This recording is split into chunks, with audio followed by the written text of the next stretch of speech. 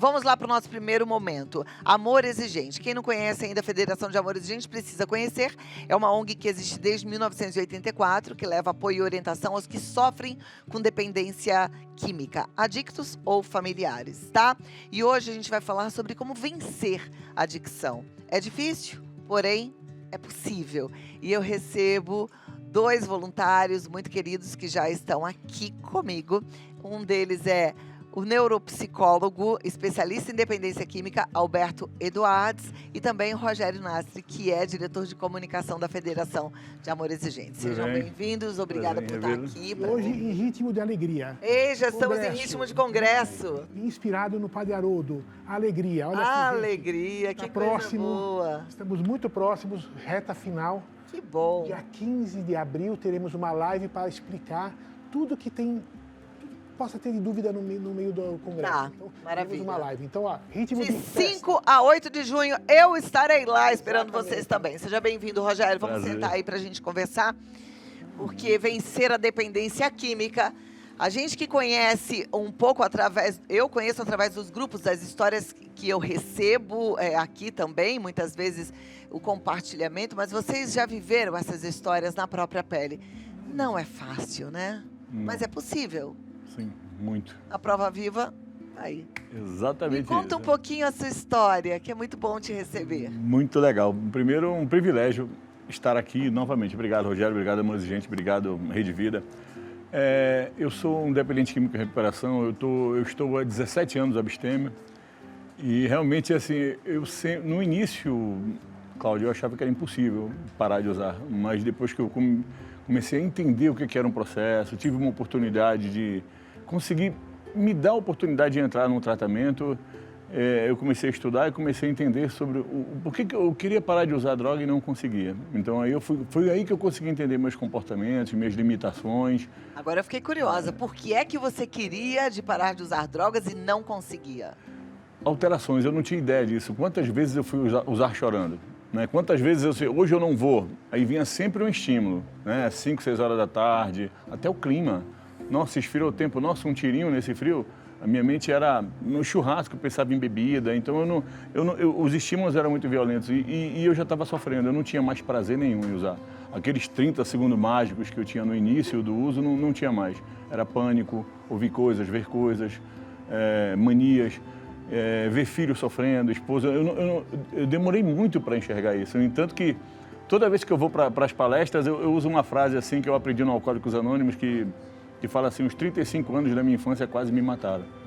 Eu acho essa frase assim fantástica. Uma frase incrível, porque realmente a gente tem que entender que o adicto, ele continua naquela fase, praticamente na mesma idade de quando ele começou. Então ele começou o uso do álcool aos 12, ele vai chegar aos 50 com 12 Com 12, anos. A idade cronológica é diferente da idade emocional. Exatamente, foi fantástica.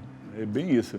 Aí você entendeu que as alterações, qualquer coisinha que mexia um pouquinho na rotina ideal, te dava vontade de voltar e você acabava recaindo, acabava voltando para o uso. Aí, Perfeito. como é que você venceu isso? Na realidade, me contrariando, né? Eu comecei a perceber, assim, primeiro que teve um comportamento da minha família, do meu pai, que foi muito, muito preciso, né? Então, eu fui interditado. Então, eu perdi os atos cíveis, meu pai levou minha esposa, levou meus filhos, então, realmente, eu me vi sozinho naquele momento. E naquele momento, eu não tinha mais eu nunca imaginei, né? Desculpa. Pode vale falar. a pena falar para ela que seu pai era o maior facilitador. Muito. Isso é importante. E seu pai mudou por quê? Porque eu comecei a ter comportamentos extremamente agressivos, né? Então, assim, eu 3 filhos. Então, ele falou assim, bom, eu não consegui salvar meu filho, eu vou salvar meus netos. Exato. Então você chegou no fundo do poço e seu pai chegou junto. Chegou junto, totalmente. Porque tudo que eu fazia, sempre ele me apoiava, né? Batia um carro, ele me dava outro. Eu tinha certeza, eu tenho certeza, Cláudio, que a minha mãe sabia que eu estava mentindo e mesmo assim ela fazia o que eu queria. Então, adoeceu, virou uma simbiose, uma patologia total naquele ambiente. Então, essa decisão que ele tomou, apesar de não frequentar o Amor Exigente, ele tomou uma decisão extremamente drástica, que eu nunca imaginei meu pai ter uma medida protetiva ou chamar a polícia para mim. Então, isso foi o divisor de águas. Eu até briguei depois, você devia ter feito isso antes, né? Então, Mas foi ali que eu consegui ir para uma comunidade terapêutica em São Paulo, eu sou de outro estado, e eu costumo dizer que foi um despertar espiritual. Comecei a entender sobre dependência química, ouvir, e eu tive uma oportunidade de conhecer um trabalho da Uniad, da Unifesp, do Padrinho, Amor Exigente, salas de grupo, e comecei a gostar daquilo que eu estava estudando, procurando. E aí eu me dediquei assim, de corpo e alma, assim. Hoje você é um neurocientista especializado em dependência química. Isso, essa oportunidade que eu tive nesses trabalhos, eu consegui, com a minha recuperação, voltar para a faculdade, me formei, pós-graduei em dependência química, pós-graduei no Albert Einstein em neuropsicologia, e agora estou em vias de um doutorado aí. Que história maravilhosa. E é maravilhosa porque entra muito no que você talvez esteja vivendo, o seu eterno adolescente, né? Perfeito.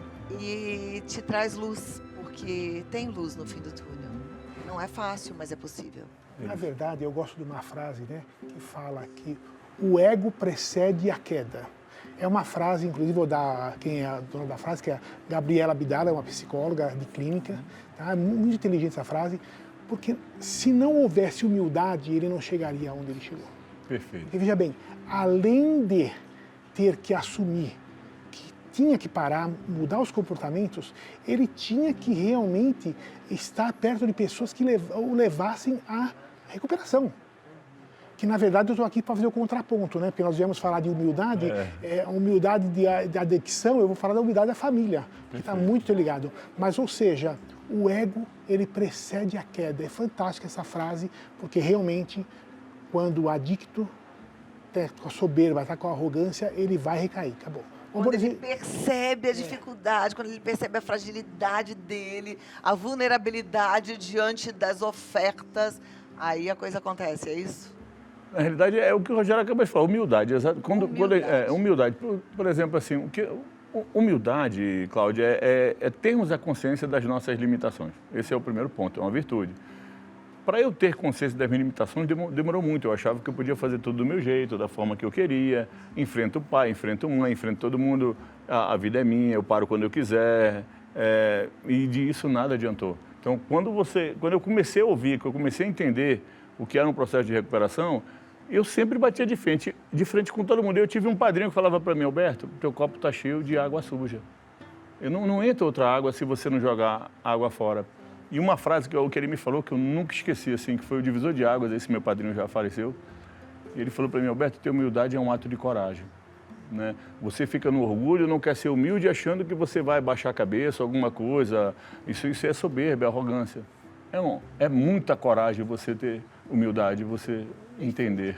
Mas aí agora eu vou te pedir 3 minutinhos, pedir para vocês 3 minutinhos e eu volto. E aí eu já vou deixar uma pergunta aqui, pensando nos adictos que estão nos assistindo, também para quem não é adicto, mas para compreender a dor e as dificuldades dessa doença. Você voltou para a universidade, depois você fez outros cursos, fez doutorado. Apesar de ser um ambiente, teoricamente, de pessoas que estão ali tentando ficar cada vez melhor, a gente sabe que também existe a oferta de drogas, inclusive. Como é que você lidou com isso e lida com isso? Eu volto já aqui com os nossos convidados. O Rogério Nasri, ele hoje cuida da parte da comunicação da Federação de Amor Exigente. A história dele não é de adicção, é uma história de codependência, né? Porque o problema estava instalado na família dele. Então, por isso que eu estou perguntando hoje mais para o nosso convidado Albert Edwards, porque o Albert, além de ser um neuropsicólogo especialista em dependência química, viveu na própria pele tudo isso, né? Exato. Então, me conta, como é que um dependente químico, sóbrio, você disse há 17 anos, lida com as ofertas e com a pressão? Porque não é só oferta, às vezes o grupo faz pressão. E não é só com adolescente, com pessoas adultas também. Posso complicar um pouquinho, Top? Claro, complica. Celso Garrefa tem um texto que ele diz: faculdade, nossos queridos sairão formados ou alcoólatras? Eu vi isso. Verdade. Primeiro dia da faculdade, eu nunca me esqueço. Eu tinha que trabalhar, mas quase que me amarraram para me levar para um boteco. Eu fugi. Porque eu sou muito Caxias. Eu tinha que trabalhar, eu fugi. Depois que mal vi essa faculdade quase que o semestre inteiro, porque rola uma pressão do outro planeta, né? Mas é complicado mesmo. Bem, é complicado, mas ó, eu tive estudo, aprendendo. Então, assim, eu esperei ter 2 anos em recuperação para poder voltar para a faculdade, né? Então, eu já estava desintoxicado 2 anos, eu já estava em recuperação, já estava em recuperação. Então, quando eu fui fazer psicologia. Quando eu chego na faculdade de psicologia, minha sala tinha 50 mulheres, dominó, truco, todo dia, aquele cheiro de ervas com perfume horrível. Então, disciplina. Então, assim... Cheiro de erva que ele diz é cheiro de maconha. Exato. É isso que acontece mesmo. Tem muita. pai e mãe que nem imagina, mas é isso, né? É impressionante. E eu me tornei, Cláudia, assim, muito chato. É exatamente isso que você falou. Eu não era convidado para nada. Porque eu já cheguei, eu digo, ó, eu sou um dependente químico de recuperação, eu não posso ir para tal lugar. Por favor, se você quiser se aproximar de mim, não me convide. Então, assim, eu sempre falo para meus pacientes, nós precisamos ser senhor do nosso monstro. E a gente precisa primeiro ter humildade para entender o meu limite. Eu não posso ir ali.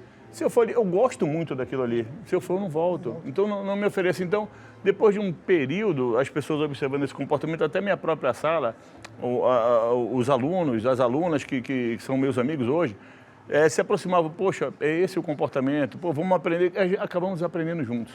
Entendeu? E eu já tinha... Princípio influenciador. Exato. Perfeito. E eu já Você tinha usa uma um termo comunidade. interessante, nós temos que ser... o quê? Senhor do meu monstro. Senhor do seu monstro. Olha que coisa maravilhosa isso. Então aí eu consegui ir para a faculdade e me aproximar. Hoje eu consigo, Cláudio, chegar e sair de qualquer lugar, mas existem inúmeras situações que eu não me permito. Então, até ir para um restaurante, eu vou cedo, volto cedo, eu não me permito ir para qualquer lugar, eu não bebo, eu não me coloco em situação de risco. Então, não tem, uma coisa que eu aprendi em recuperação, não existe acordo mórbido. Isso aqui dá para fazer. Não dá. Eu não dou conta, então eu me afasto. Então, é exatamente isso. E para um pai? Porque um pai é um codependente, né? O Alberto falou que o pai dele era o maior facilitador dele, até chegar também no fundo do poço e perceber que se ele não mudasse, o filho dele ia colher consequências ainda piores, né? Em relação até aos próprios netos que ele tinha. O codependente, além de ser facilitador, ele é um protetor, um apaixonado, ama demais. Como é que você fez e faz para não recair? Bom, para não recair, eu continuo frequentando 3 a 4 vezes por semana o Amor Exigente. Então, aonde eu sou obrigado a falar os princípios, e isso é a melhor forma de gravar para mim, né? Eu falando, eu ajudando outras pessoas. Agora, isso não é uma tarefa fácil. Porém, quando você identifica que você é o maior causador de ele estar usando aquela droga em abundância, porque veja bem, se você não facilitar, tudo vai ficar muito, muito difícil. Foi o meu caso, que meu filho, quando eu parei de ser muito facilitador, ele era menor ainda. Então, veja bem, tudo diminuiu, mas diminuiu absurdamente. E aí, então, Cláudia, para mim foi uma vitória isso. É óbvio que teve outros fatores. Então, por exemplo, o Roberto falou do despertar espiritual, né? Nós acreditamos muito na espiritualidade e eu nunca me esqueço que um dia eu fui buscar meu filho numa situação muito complicada. Levei ele para o quarto dele, porque aquela rebordose, não se fala com o filho em rebordose. Você coloca ele lá, dorme, acabou, no dia seguinte se conversa. Mas eu me lembro que eu, na cabeceira da cama dele, eu rezei muito, eu ajoelhei e rezei muito. E para mim, é o que importa para mim, não importa mais o que importa para mim, naquela semana tudo começou a mudar. Então ele tinha uma namoradinha que foi fazer um estágio na Austrália e passou o estágio dela aqui em São Paulo para ele. Ele começou a trabalhar de sábado e domingo, dar plantões à noite. O pai falou e a mãe falaram não. Então tudo mudou, tudo melhorou. Sabe que a campainha tocar e... Cadê o Rafael? Ele está aqui, está trabalhando. Então veja bem, tudo isso. Passava a polícia na rua, meu filho está trabalhando, não tem problema nenhum. Agora, você sabe que tem uma coisa, né? Eu não me canso de ouvir uma coisa de madrugada. O barulho da porta abrir é o barulho que qualquer pai e mãe adora, porque você sabe que teu filho está dentro de casa. Então isso é fantástico, a gente precisa entender. Só que, porém, quer amar teu filho? Você pode amar como você quiser, mas dentro das regras de casa. na minha casa, acabou. E olha, Cláudia, não é tão simples. Eu demorei para tomar uma atitude. Eu falo para as pessoas, gente, não é tão simples.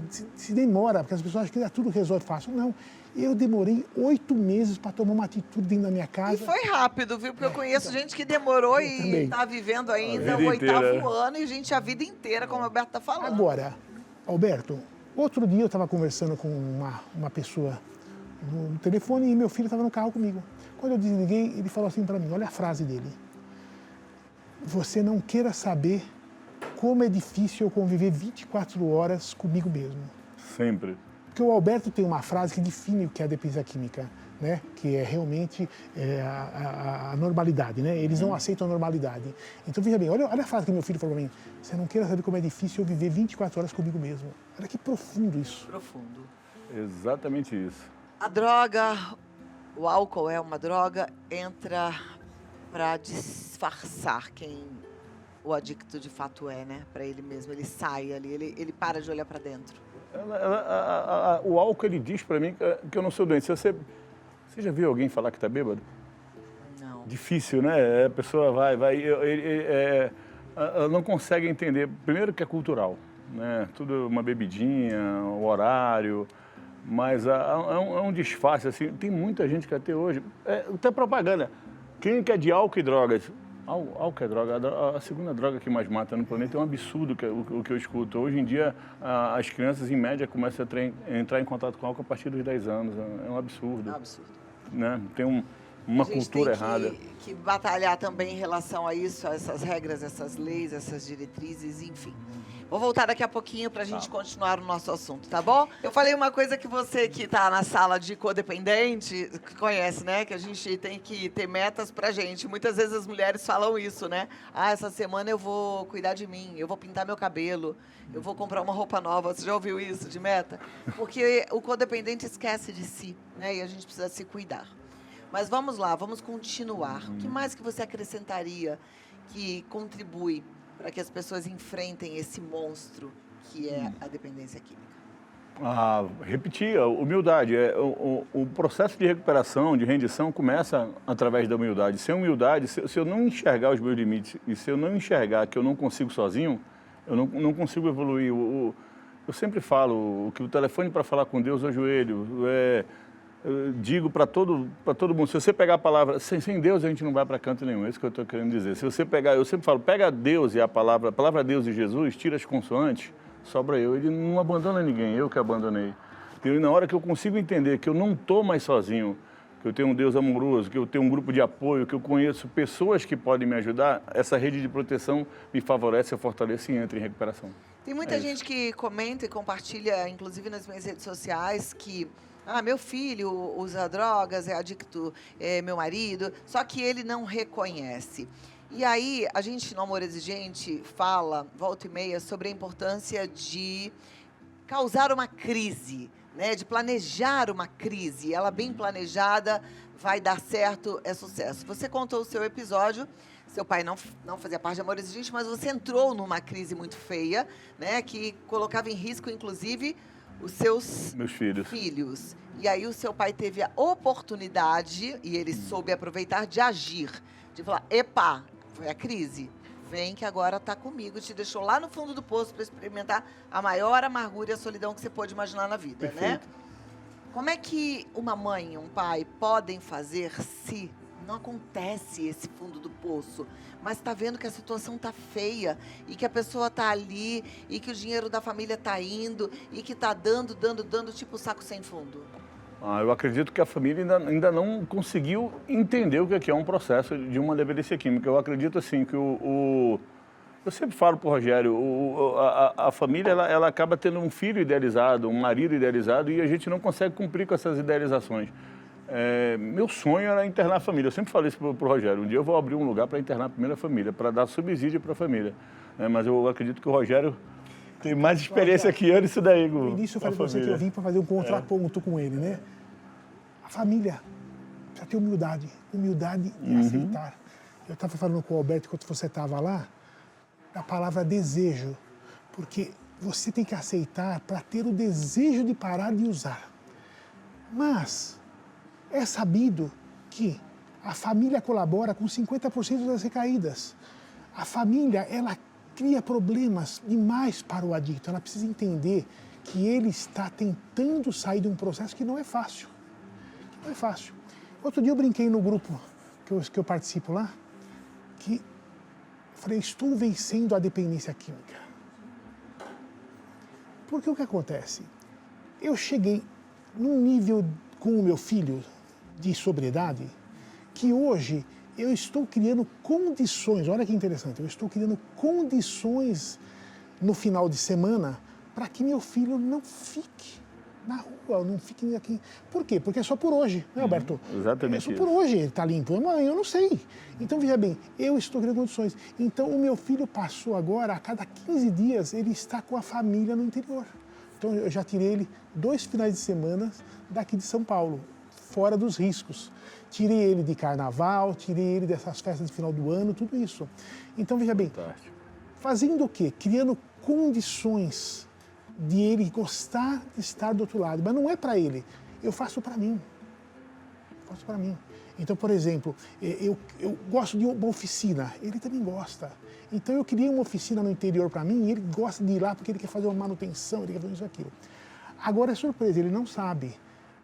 Ele vai chegar lá e vai ter um saco de boxe que eu comprei. Mas comprei para mim. Mas você acha que eu criei 3 filhos moleque, você acha que ele não vai adorar aquilo? Então, veja bem, estou criando condições de meu filho querer ficar com a família, ao invés de não ficar com a família. Isso é interessante, porque leva tempo.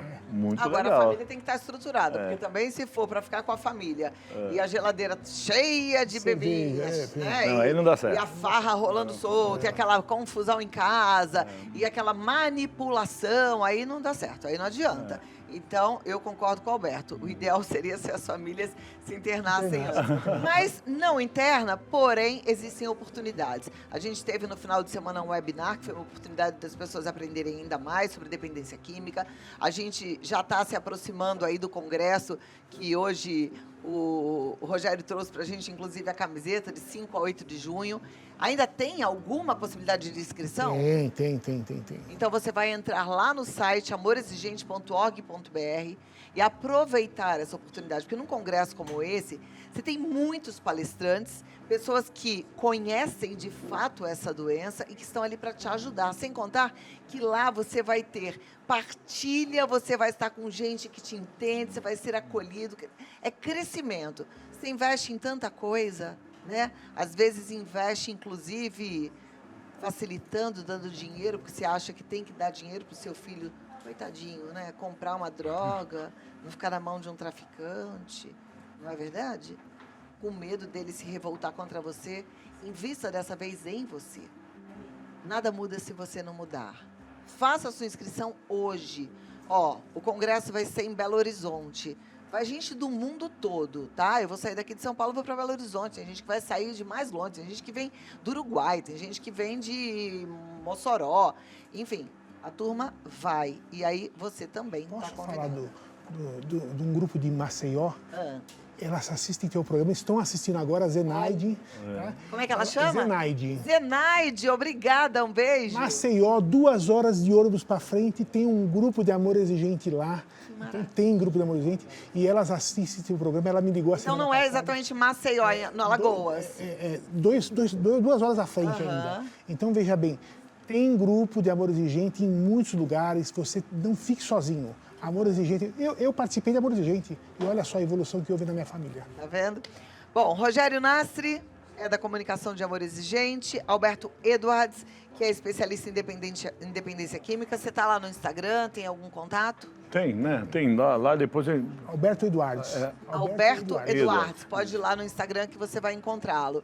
E aí você entra no site amoresexigente.org.br para saber qual é o grupo mais próximo da sua casa. E o contato via WhatsApp, às vezes para tirar alguma dúvida, até sobre o congresso, é o 1925196555. E o Instagram do Amor Exigente é Amor Exigente Oficial. No Instagram ele não está tão magro assim. Você percebeu? Você viu como ele está magro? Eu fiz uma bariátrica. Olha que sabe, beleza. né? Tudo de bom. Deus Até te mais. abençoe. Tchau. Até a próxima. Prazer revê-la. Tudo de bom. Até a próxima, viu?